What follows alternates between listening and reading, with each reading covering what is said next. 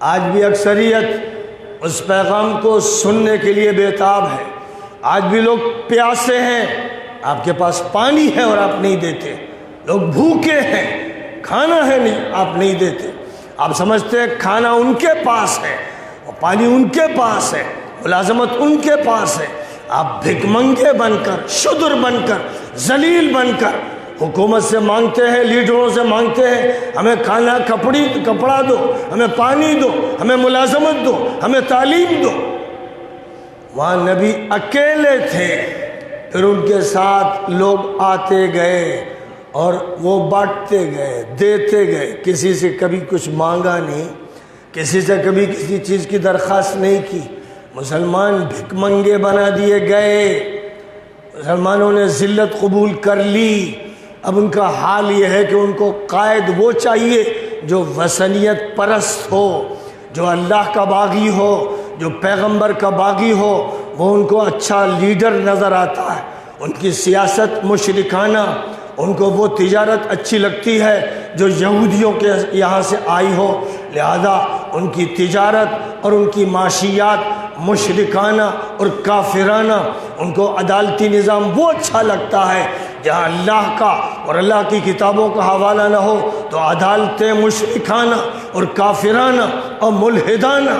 ان کو سیاست اور حکومت وہ اچھی لگتی ہے جو لادین ہو، اس لیے ان کا نظام زندگی مشرکانہ، کافرانہ، ملحدانہ ہے. آج ہمارا میڈیا ہماری جو تصویر پیش کر رہا ہے اس میں ہر بد تہذیبی، ہر ظلم، ہر پاپ، ہر طرح کی بیکورڈنیس منسوب کی جا رہی ہے.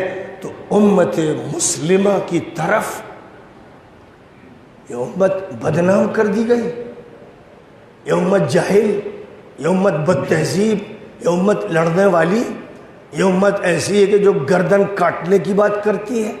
اس کی یہ حیثیت ہو گئی ہے. لڑائیاں اسی کیا ہوتی ہیں. عراق جل رہا ہے، سیریا جل رہا ہے، صومالیہ جل گیا، تیونس میں آگ لگی ہوئی ہے، لیبیا میں خانہ جنگی ہو رہی، یمن کو بالکل مار کے رکھ دیا. ساری تباہی یہی ہو رہی ہے. یہ کیا بات ہے؟ وجہ یہ ہے کہ امت مسلمہ نے سیرت کا پیغام چھوڑ دیا ہے. امت مسلمہ پوری دنیا میں منحرف ہو گئی ہے، اور جو اس کے علماء ہیں، جو اس کے داعی اور مبلغ ہیں، ان کی زبانوں پر تالے لگ گئے ہیں، ان کے دماغ بند ہو گئے. جو بات انہیں کہنی تھی چوراہوں پر، کہنی تھی پہاڑوں کی چوٹیوں سے، جو بات کہنی تھی میلوں ٹھیلوں میں، وہ بات نجی طور پر بھی کہنے کی صلاحیت نہیں رہ گئی. جس دن ہم لوگ انشاءاللہ، جس دن ہم لوگ غیر اللہ کی عبادت کے مقامات کے بیچ میں صفا کی پہاڑی والی صدا لگائیں گے، اس دن ہم نبی سے قریب ہوں گے، اس دن ہم قرآن سے قریب ہوں گے، اس دن ہم اسلام کے ترجمان ہوں گے. جس دن یہ ہوگا، جب یہ صدا لگے گی ہریدوار میں، اجودھیا میں، وارانسی میں، متھرا میں، ایشور کی صدا، ایشور کی صدا. اگر آپ قرآن کی دعوت دیتے صحیح طور پر، قرآن چیف جسٹس صاحب آپ کی کتاب ہے، مودی جی قرآن آپ کی کتاب ہے، یوگی جی قرآن آپ کی کتاب ہے، محمد صلی اللہ علیہ وسلم آپ کے آخری پیغمبر ہیں. رام چندر جی بہت عظیم تھے، ہم ان کی قدر کرتے، ان کا احترام کرتے، ان کی اچھی تعلیمات.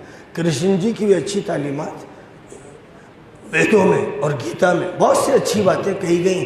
جہاں کوئی غلط بات ہے وہ انسانوں نے بڑھائی ہے، جو سچی باتیں ہیں وہ سچے لوگوں کی طرف سے ہے. اگر یہ بات پہنچتی ہی سب تک کہ یہ ہمارا نہیں، ہمارا قرآن، ہمارے نبی، ہماری حدیث، یہ جھوٹ بولتے ہیں آپ، یہ جھوٹ ہے. قرآن سب کا ہے، نبی سب کے ہیں، اسلام سب کا ہے.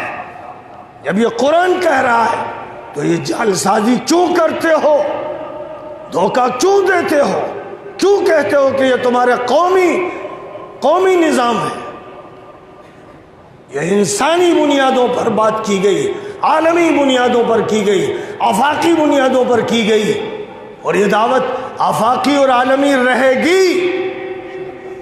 اس لیے ضرورت ہے کہ بات صرف مسجد کے اندر نہ ہو، صرف مدرسے کے اندر نہ ہو، ہر جگہ ہو، ہر مرکز پر ہو، ہر سینٹر پر ہو، ہر انسان سنے، اپنی زبان میں سنے، اس کی زبان میں بات سمجھانی، تاکہ جو بات پیغمبر نے کہی وہ پہنچ جائے۔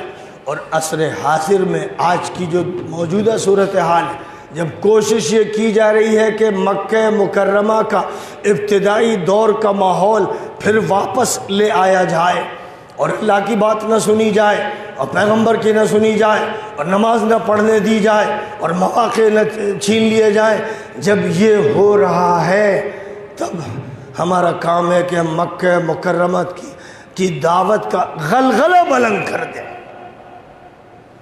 جو نبی نے کیا، جو علی نے کیا، جو ابو بکر نے کیا، جو عمر نے کیا، جو عثمان نے کیا، جو صحابہ رسول نے کیا، آل بیت رسول نے کیا، وہ کام کرنا پڑے گا تو آپ فتح ہوگی، آپ جیتیں گے، آپ کامیاب ہوں گے۔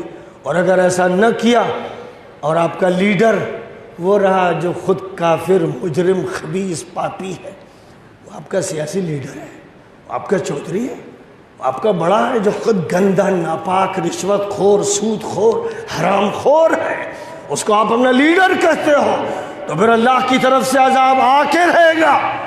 یاد رکھو، لیڈر ہمارے حضرت محمد صلی اللہ علیہ وسلم ہمارے قائد ہیں، وہ پیغمبر ہیں، وہ رہنما ہیں، وہ رہبر ہیں۔ قرآن ہمارا دستور ہے، حدیث نبوی اس کی تشریح ہے۔